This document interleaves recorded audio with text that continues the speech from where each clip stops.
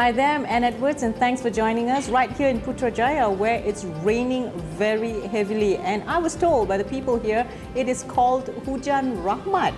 Right next to me is past candidate for Putrajaya, Dato Husam Musa. Why do they call it Hujan Rahmat? Yeah? Hujan Rahmat. Actually hujan memang bawa rahmat kerana dengan hujan tumbuh-tumbuhan boleh hidup dan cuaca menjadi lebih nyaman. You look very relaxed for someone who is contesting in two different areas and which are so far apart in Putrajaya and also in Kelantan. I think I can win both of this seat because the political atmosphere of Malaysia already changed. People want change, so I just come here to fulfill the aspiration for change. You're using the slogan "Saya datang untuk bersahabat." It says all over Putrajaya. Why did you choose this? Bersahabat, friendly. I think every leader should be friendly to voters. By then, only the leaders can know what is the problem of the citizen, of the voters, and by interaction as a friend. Are you welcomed in Putrajaya? We will get more information. Sure. And we can articulate more effectively. And the leaders never can be above the ordinary people. They must regard themselves as a friends to even the drivers, ordinary security guards. Are you welcomed in Putrajaya? I think I'm most welcome. Some say that I become a rock star here because after ceramah, I need to spend 30-40 minutes for photo session. You have a fan club, do you? Yeah, I think the hit for Facebook on the nomination day, one of the highest in the shortest time.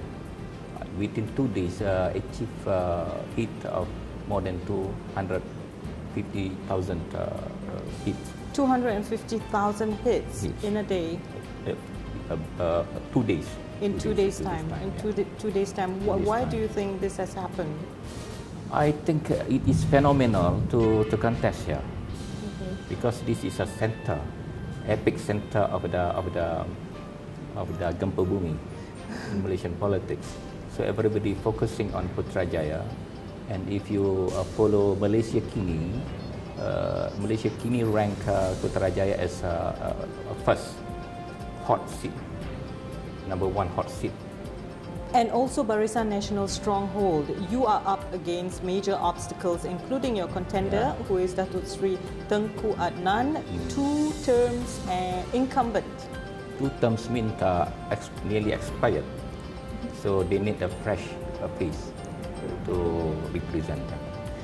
And secondly, because they are too strong here, they take for granted the interest of the people.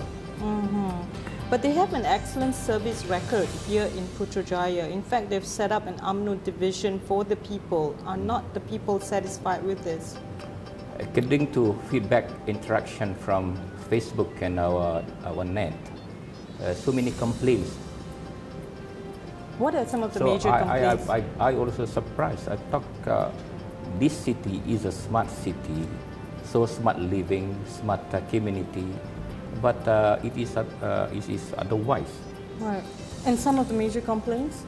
The major complaint from small things to the major things. Cost of living, quit rent is the highest in the country, and then low parking space, and then they have not enough facilities, and fear politics is too much. Fear politics is too much, even in the surau. Last night, I've been invited to join meals with Jamaah in Surau Abdul Rahman Auf. Right. And today, the whole committee been sacked by Jakib. So the fear psychology, I think the people already give up, because every human being have a freedom of expression, freedom of to have their own activities. So I come here to liberate them. And speaking I want to yeah. abolish this kind of what's it called, tekanan politik, political pressure. Yeah, and speaking. So Tengku Adnan himself is a gigantic in form of he hold strong influence here. So I think majority want to taste a new political freedom. I mean, if you put it that way. Okay, before we move on to our subtopic, we also understand that you've been taking up more of national issues rather than issues which are close to the heart of people in Putrajaya. For example, the abandoned MRT project, and that you actually questioned the Prime Minister, the caretaker Prime Minister at this point of time. Can you tell us why? Yep. We come here for reform. We come here for national agenda. We come here for Malaysian interests. So we not just articulate the problems, but we also will provide the solution. For example, problems of housing here, lack of good houses, comfortable houses, affordable houses. The price is very high. Some of the build-up is very small. Some build up only 650 square feet, but the rental is very high, very expensive. And currently there is 16,000 government servants right here in Putrajaya, queue waiting for their turns for the houses.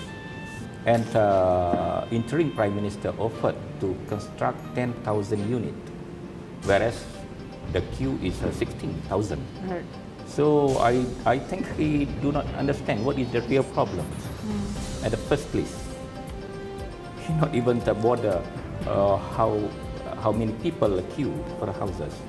So I offered a more modest solution based on the opinion by some experts already published in Business Time last week, that we can offer the range of 100,000 with the build-up of 1,000 square feet.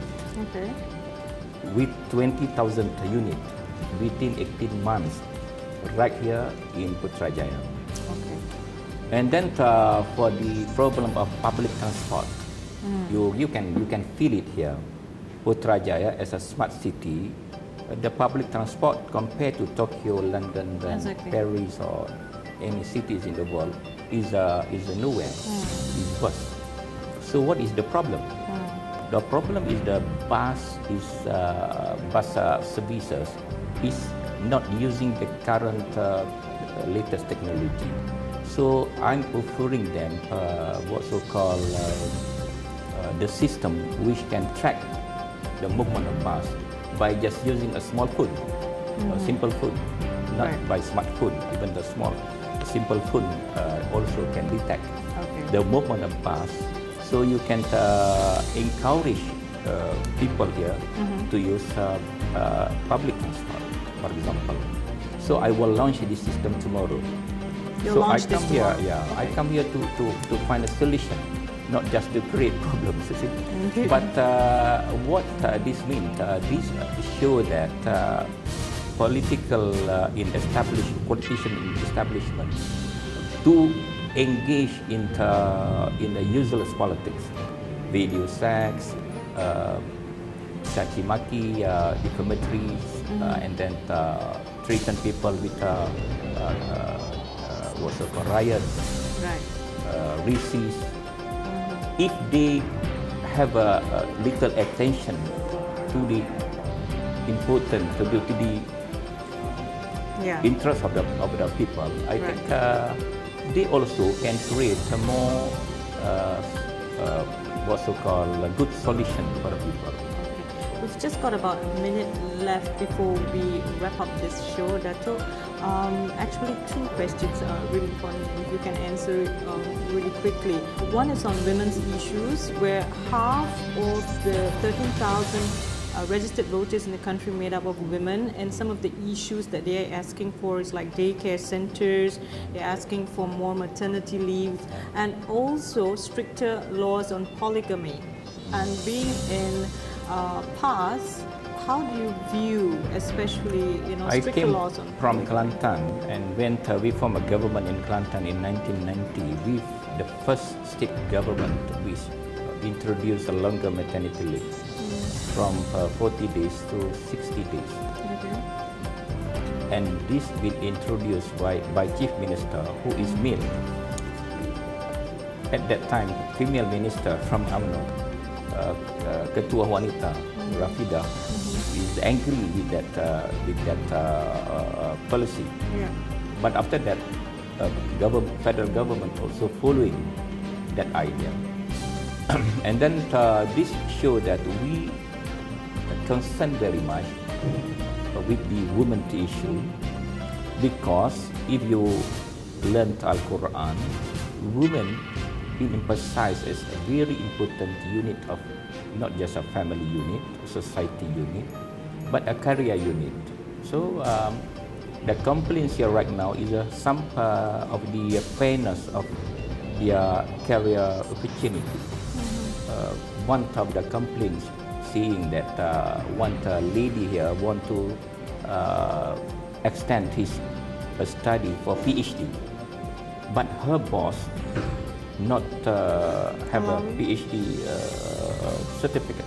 So her boss not give her permission for her to do a study. Yeah. So this kind of bias, gender bias, I think we need to eradicate. To eradicate it. Okay, my last question. There's a lot Back of to the family, what's it called, needs. Yeah. Family needs. Here, the complaints is about Taska and Daycare center. Tadika baby care center. Any government servant here, when they know that they have pregnant, they need to immediately register for the place in Taska and also in the baby care center, because lack of places. Not just lack of places, but the fee also quite expensive. They're going to increase the fees up to 430 ringgit per baby, per kids. So I think some of the government servants below 3,000 salary a month will face problems. So you're suggesting free, maybe? Free service? Why this happened? Why this happened? Since Datin Rosma, wife of First Lady, tried to show that she take care very much about, she is so much concerned about family issues. Yeah. Maybe she don't have a time to visit this Taska or Kafa or babysit baby care center. So that's why in my ceramah last night, I asked Tengku Adnan to follow me to inspect the problem of the people here. And if Datin Rosmah can attend, I think very much appreciate that. Okay. As a first lady. Okay. Last question, perhaps, and very quickly. A lot of speculations when you were named on nomination day. You are a candidate for Putrajaya. It's because PAS wants to make you their sacrificial lamb, and the fact. I'm not that naive to come here to sacrifice myself as a lamb. You see? I come here to win, and I do a calculated kamikaze, not just ordinary kamikaze. Calculated kamikaze. Calculated kamikaze. Calculated kamikaze. On that note, we'll wrap the show. Thank you so much, Dato Husam Musa, and good luck to candidate for Putrajaya, and also for your time. Thank you.